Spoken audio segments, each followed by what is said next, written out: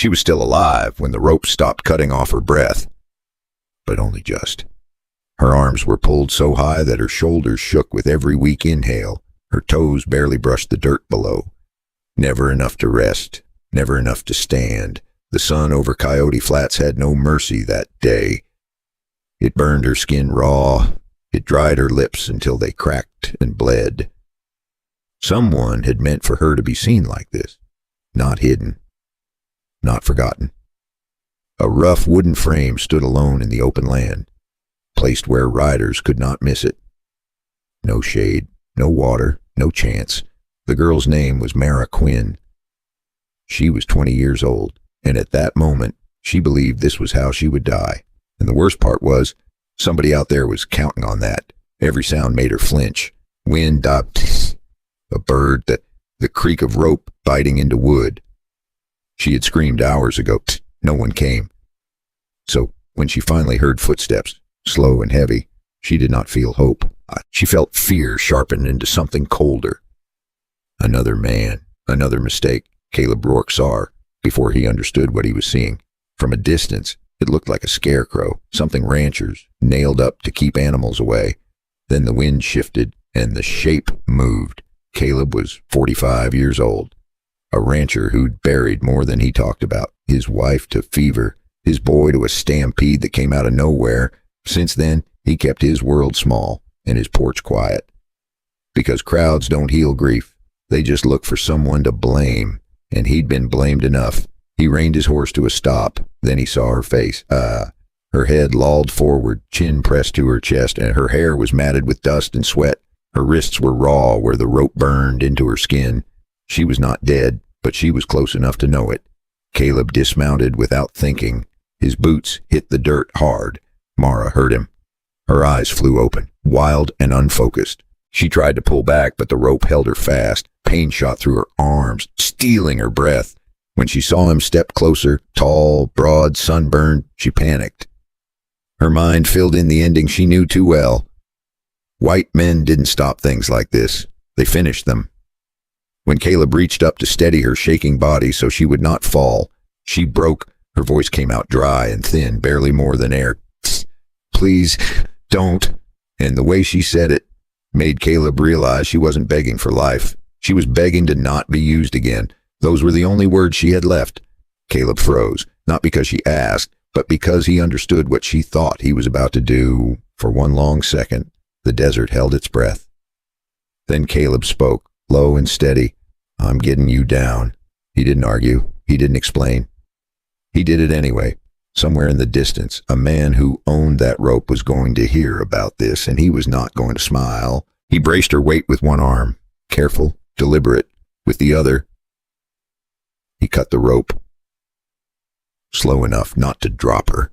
Mara gasped as the pressure released. Her legs buckled. Caleb caught her before she hit the ground.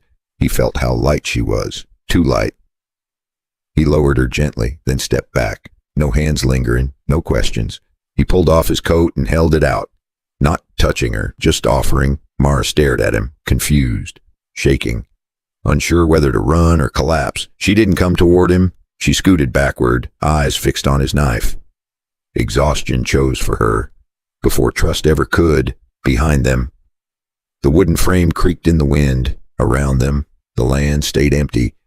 Caleb looked at the ropes. No, the knots were tight. Professional. This was no accident. This was a message. Someone had wanted her to be found like this. Before we go one step further, tell me something. Do you like Wild West stories where one choice changes everything? If you do, subscribe now, because this channel is building a whole frontier of stories like this.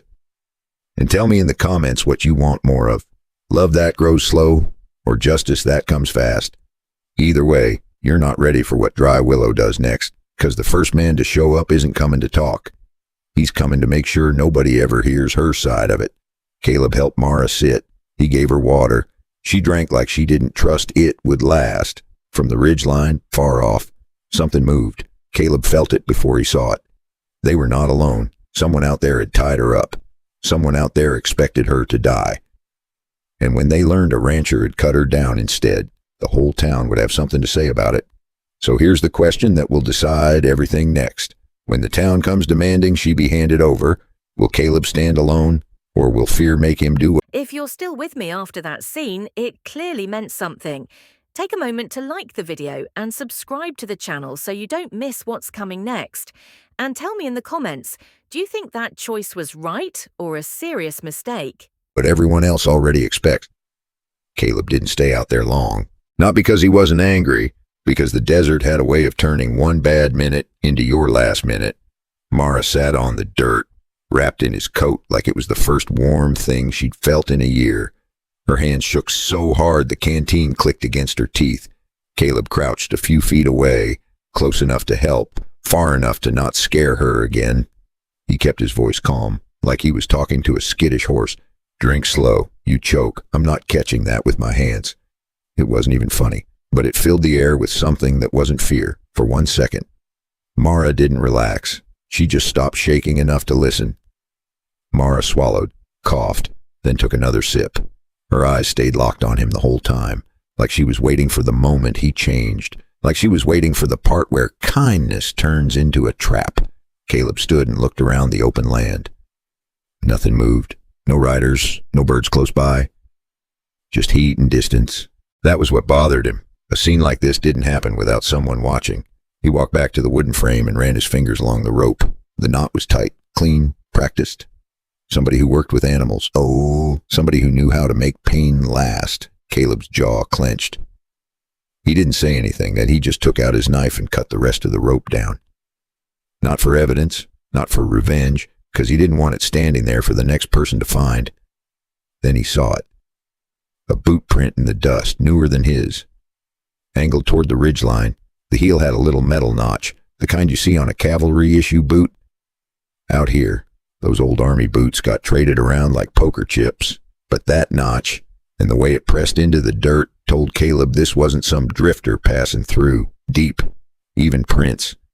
A man who wasn't in a hurry because he wasn't afraid. Caleb stared at it a second too long. Then he heard a small sound behind him. Mara tried to stand. Her legs gave out like wet paper. Caleb moved fast, caught her under the arm, then immediately eased back again. He didn't hold her like a lover. He held her like a man holding a hot skillet. Careful, quick, respectful. You can ride, he said, or you can crawl. Either way. We're leaving. Mara's lips parted, but no words came. Her throat looked like it hurt just to breathe. Caleb brought his horse closer and kept his hands visible. He lifted her up to the saddle in one smooth motion, then stepped back. He didn't climb up behind her. He led the horse by the reins, slow, steady. If anybody was watching, they'd see something they didn't expect. A rancher walking and the girl riding. That was on purpose. The ride back to his place felt longer than it should have. Mara kept glancing over her shoulder, like she expected hands to grab her out of the sky. Caleb kept scanning the ridges, like he expected the ridges to blink. When his ranch finally came into view, it looked the way it always did.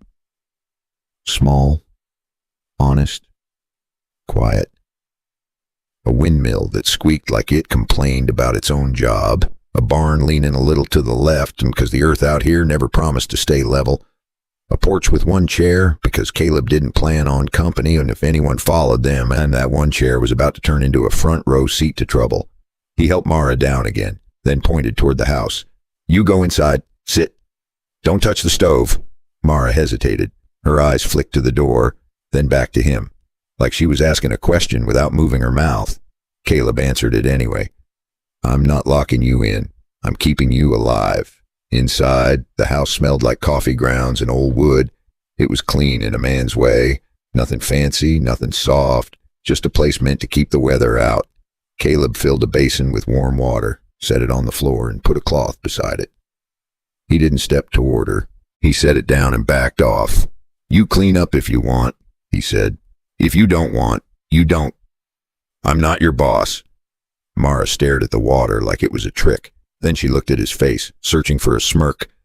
Any sign of cruelty? There was none. Caleb turned away and started rummaging in the pantry.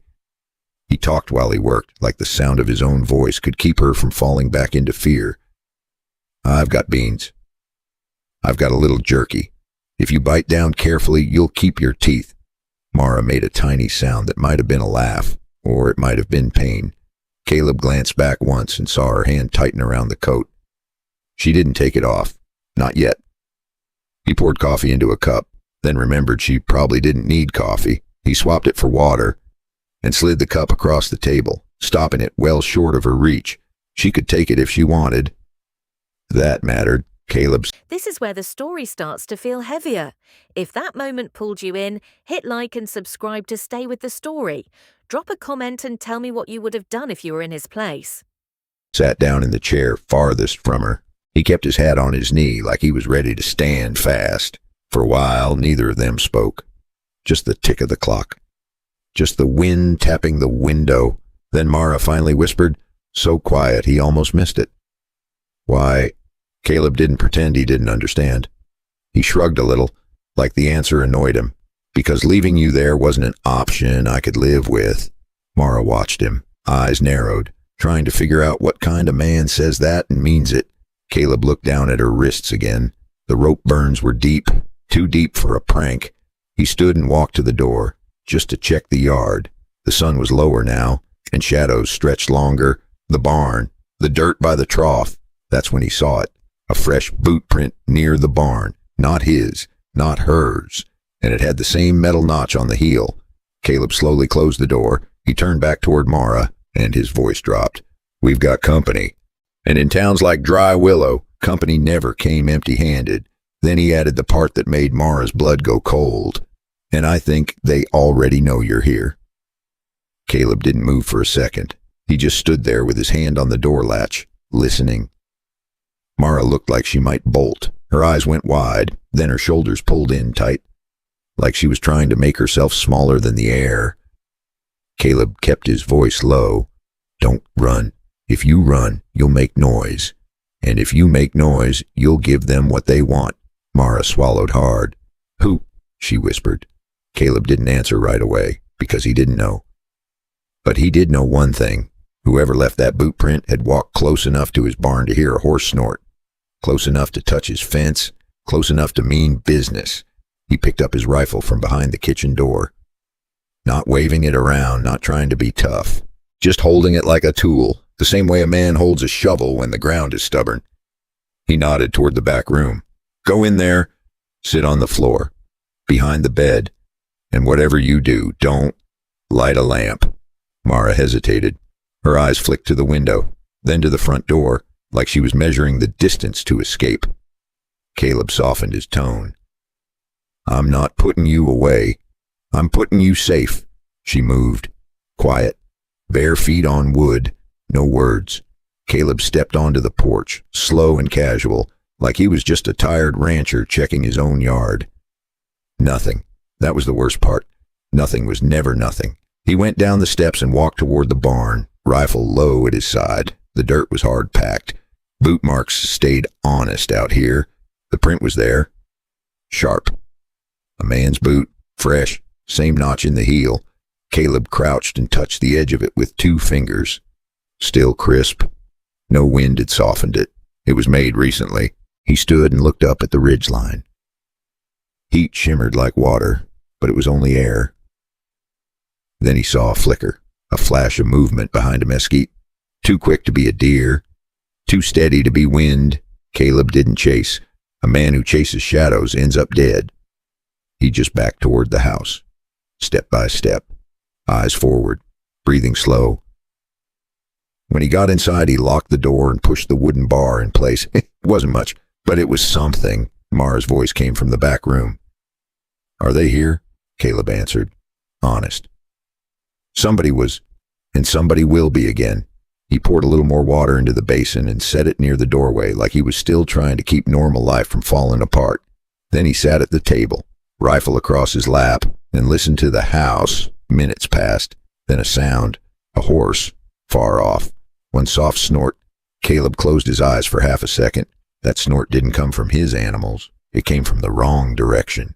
He knew what it was like to carry a story you couldn't say out loud. Outside, the wind shifted. The porch boards creaked. Not from footsteps, just from the house settling. But Mara flinched anyway. Her eyes snapped to the door like it was about to explode. Caleb noticed that. He leaned forward, elbows on the table, voice calm. Listen, If someone knocks, you don't answer. If someone calls your name, you don't answer. You stay quiet, and you let me handle it. Mara stared at him, then whispered, "Why?" Caleb paused. He could have said a dozen tough things, but he said the truth. Because once a town decides you're the problem, they don't stop until you're gone. That was when he heard it. A distant sound carried on the wind, voices, more than one, not at his fence yet, not at his porch, but close enough to be headed this way. Caleb stood, walked to the window, and lifted the curtain just a finger width. A rider moved in the distance, then another. Not a herd. Men. Dry Willow had been on edge for days. A string of missing horses, a trader found bleeding behind the saloon. Folks didn't want the truth, they wanted a target. Mara came up behind him, slower this time, less like prey, and more like a person trying to be brave. She didn't touch him, but she stood close enough to see what he saw. Caleb swallowed, because he recognized that first rider's posture, and he recognized the way those men rode, like the land belonged to them. He turned to Mara and said it the one thing that made her face go pale again. They're not. Scenes like this change everything. If you felt that tension, support the channel by liking the video and subscribing. And I'm curious, did this moment make you trust him more or less? Let me know below. Not here to ask questions. And then he heard a sound that didn't belong on his ranch at all. A tinny clack, like paper being nailed to wood. Right out by his gate, Caleb's jaw tightened. Someone just posted something out there. And he knew what it was. Not a real warrant, just a piece of paper meant to turn fear into permission. The sound of the hammer carried clear through the open land. Metal tapping wood, slow and deliberate. Caleb didn't rush the door. Men who rush give away fear. He waited until the noise stopped, then stepped onto the porch with the rifle low and his shoulders relaxed, like he was just another tired rancher annoyed by visitors. The paper was nailed crooked to the gatepost. One more nail. Cheap ink, big letters meant to be read from the road. Caleb didn't touch it yet. He already knew what it would say. Behind him, inside the house, Mara stood frozen. She could hear voices now, not shouting, talking. The way men talk when they believe they already own the ending. Caleb finally walked to the gate and pulled the paper free. The nail squealed as it came out. Notice, for questioning, no name, no proof, just words that could fit anyone a town wanted gone. It was the kind of paper that didn't need truth, it only needed a crowd. Caleb folded the paper once and tucked it into his pocket. He turned as the riders came into view. 4 of them. Dusty coats, horses that knew this path too well. The man in front rode like he belonged there, straight-backed, chin high. "Deputy Wade Harlan?" Wade pulled his horse to a stop just short of the fence. He smiled like a man practicing patience. "Evening, Caleb." "Didn't expect to find trouble so close to home." Caleb leaned against the post, casual. "Funny thing about trouble. It usually brings friends." A couple of the men chuckled. Wade did not. He glanced toward the house. "You got company." Caleb nodded. "I do." Wade raised an eyebrow. "Town's got questions." One of the men behind Wade grinned. "Questions ain't what we brought." "Caleb." He patted the coil of rope on his saddle like it was a joke. Caleb shrugged. "Town always does." Wade swung down from his saddle and walked closer, boots crunching slow on gravel. He kept his voice calm, but it carried. "We heard you brought in a girl." "Girl fits a description." Caleb didn't move, didn't block the door, didn't invite them either. "She was hurt," he said. "She still is." Wade smiled wider. "That's why we're here. To help." Caleb snorted once. Quiet. "That so?" One of the men behind Wade shifted in his saddle. "People are nervous. Livestock missing. A man got jumped last week." Wade nodded along like it was all very reasonable. "Folks are scared. And scared folks want answers." Caleb looked past them, out toward the flats. Funny how scared folks always pick the weakest person to blame. The smile slipped off Wade's face for just a second, then it came back harder. "Nobody's blaming. We're asking." Caleb finally stepped forward. Just one step. "You're not asking. You're hoping I'll make this easy." Wade sighed like a man tired of explaining simple things. "Caleb, don't do this. Hand her over." Let the town settle it. That was when the curtain inside the house shifted. Mara was there, hidden in shadow, listening. She didn't step out yet, but she heard every word. The men went quiet. All eyes drifted to the dark doorway. Caleb felt it immediately. The shift, the moment when fear turned into permission.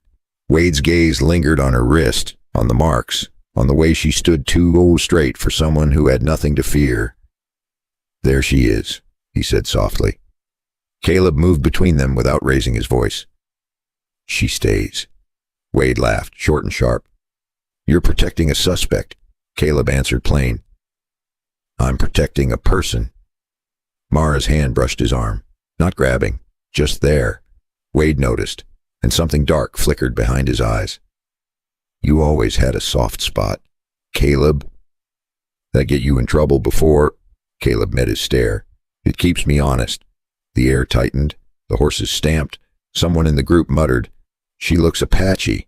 That word hung there, ugly and convenient. Mara flinched. Caleb did not. Looks don't hang people, he said. Stories do. Wade's voice dropped. You're standing alone on this. Caleb shook his head once. No. I'm standing right. Wade straightened. His patience was gone now. And that's when Mara stepped onto the porch, wrapped in Caleb's coat. Barefoot, not brave, just done hiding. You refuse, Caleb nodded. I do. Wade turned to the others. You hear that? One man spat in the dirt. Another shook his head. Wade mounted his horse slowly. Too calmly. All right. We'll let the town decide. Caleb knew that was Wade's favorite kind of trial. Loud, fast, and finished before the sun went down. Caleb knew what that meant. A crowd, a rope, a quick ending dressed up as justice. Wade tipped his hat. We'll be back. The riders turned as one and rode off toward Dry Willow. Dust rising behind them like a warning. Mara exhaled a breath she'd been holding since the flats. Her knees wobbled. Caleb steadied her without touching, close enough to catch if she fell. You did good, he said. She looked at him, voice barely there. They won't stop. Caleb watched the dust fade. No, they won't. He turned back toward the house, already thinking 3 steps ahead. That last part wasn't meant to be easy to hear. If it stayed with you, like the video and subscribe so you can follow this story to the end. Whose side are you on right now? Share your thoughts in the comments. Because when a town decides to take something by force, the only question left is how far you're willing to go to stop them. And Caleb Rourke was about to find out whether doing the right thing would cost him everything he had left. Caleb didn't sleep that night. He sat at the table with the lamp low, rifle within reach, listening to every sound the ranch made when it thought nobody was awake. Mara stayed in the back room, quiet, curled on the floor with a blanket. She hadn't asked to leave. She hadn't asked to stay. That told Caleb everything he needed to know. Near midnight. The wind shifted. It carried the smell of smoke, faint but wrong. Caleb stood and moved to the window, far off, toward Dry Willow. A glow flickered, not a fire meant for warmth, a signal. He turned back to the table and began to plan, the way a man does when he knows trouble will not knock before entering. At first light, Caleb saddled his horse and left Mara inside with the door barred. He pointed to the corner where she could see the yard without being seen. If you hear metal, you don't shout, you move. He'd strung a line of tin cups on a cord by the back window. Any hand on that frame would sing.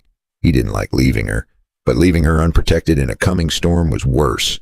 He rode straight to the flats where he'd found her. The wooden frame was gone, burned down to blackened post. Someone had already tried to erase it.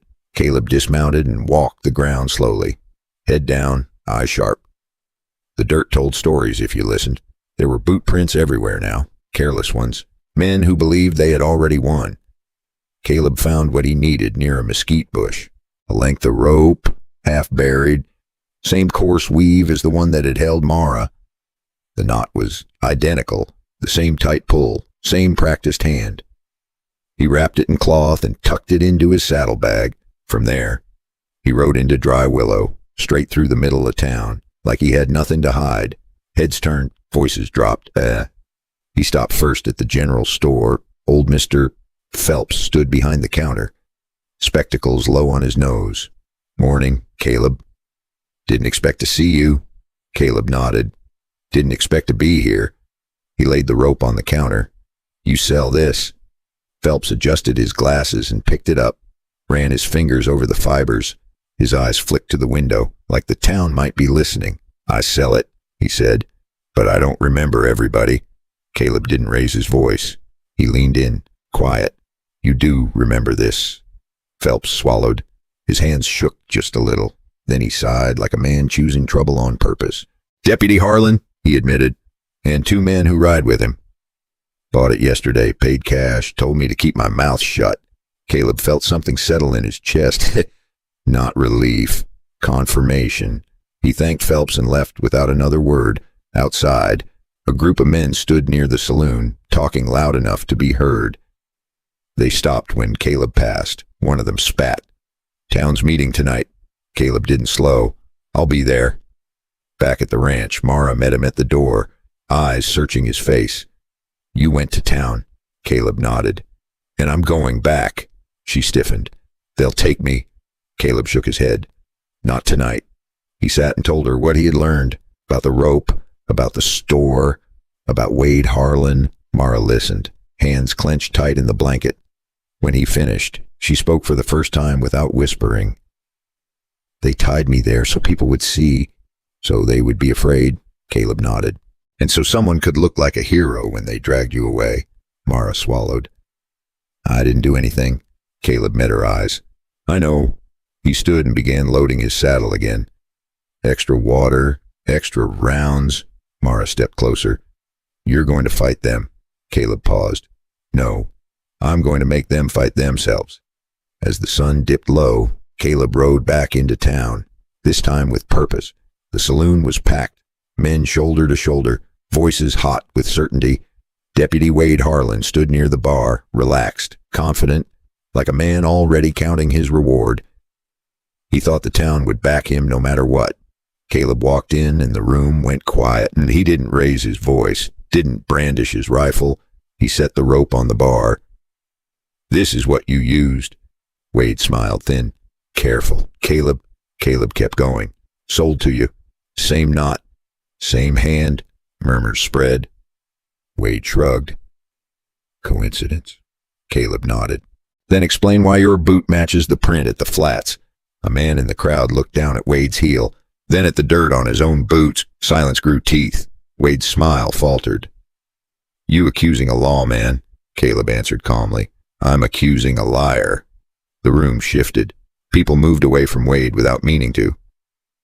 Wade's hand twitched near his belt. Caleb leaned in just enough for him to hear. You wanted a town angry enough to not ask questions.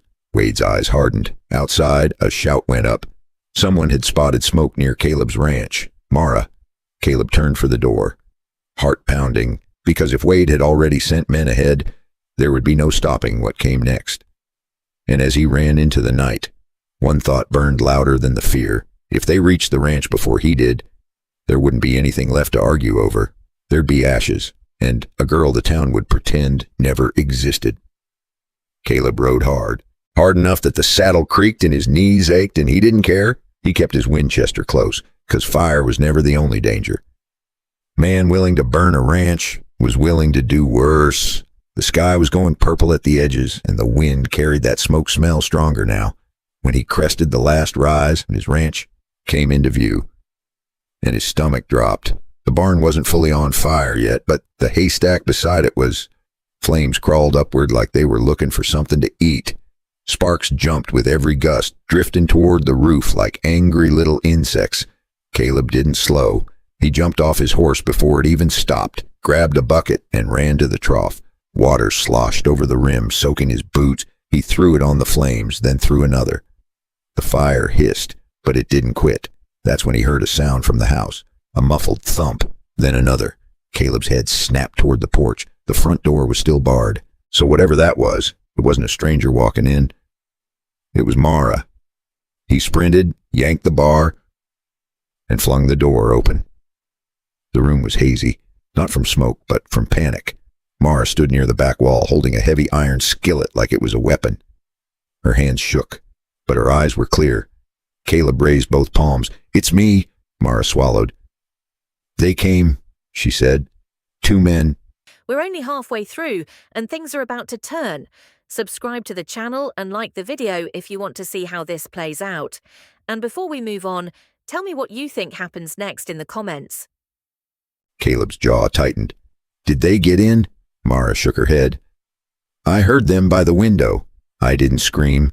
I stayed quiet like you said." Caleb nodded once, pride and anger mixing together in his chest. "You did right." Outside, the fire popped louder. Caleb grabbed a wet cloth, wrapped it around his hand, and checked the window latch. It had fresh scratches. Someone had tried, then given up. Not because they were done, because they were sending a message.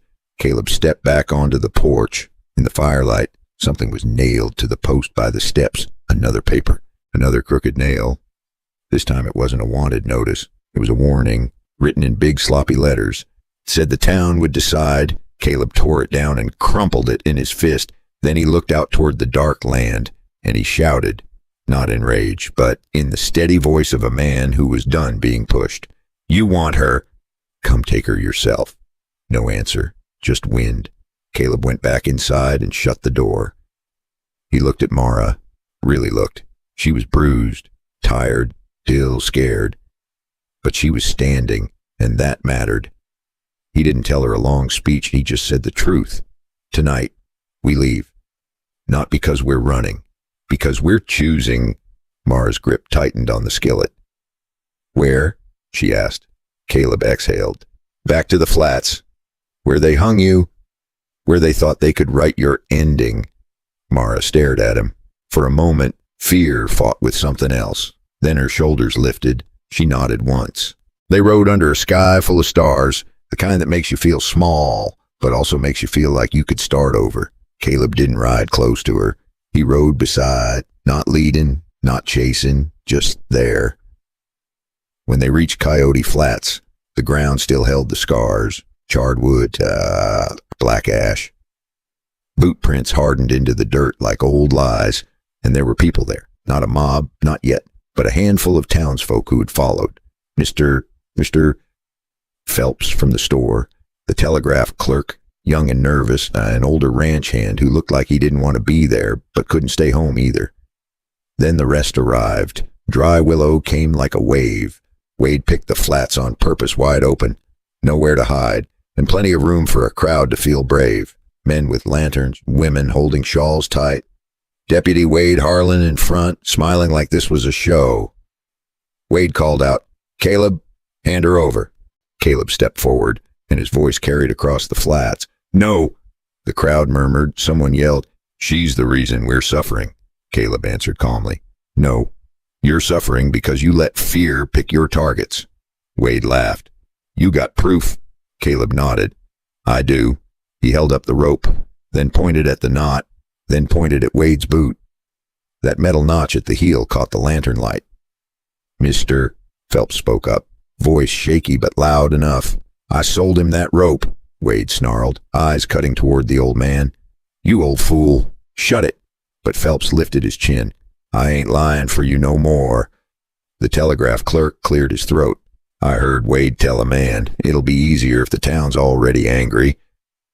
And he wrote it down, because he was scared, and he'd copied the line onto a telegram slip, signed it, and handed it to Caleb before sundown. The crowd shifted again, like a body realizing the pain wasn't coming from where it thought. Wade's smile died. His eyes went cold. Caleb looked straight at the townsfolk. "You can keep pretending this is about safety, or you can admit it's about having someone to hate." Mara stepped forward then, and every head turned. She didn't scream. She didn't beg. She stayed behind Caleb, half hidden by his shoulder.